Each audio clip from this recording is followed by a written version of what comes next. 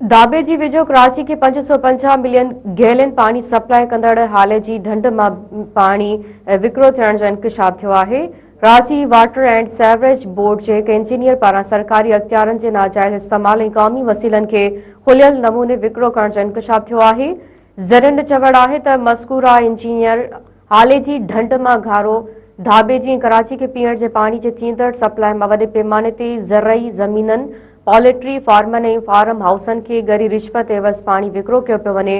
ज़रियुनि जो चवणु आहे त वाटर बोर्ड जो इंजीनियर ऐं अमलो कराची ॾांहुं वेंदड़ पाणी जी लाइननि में वॾियूं मशीनूं लॻाए गैर क़ानूनी पाणी जूं लाइनूं ॾेई माहवार लख रुपया वसूल करे रहिया आहिनि।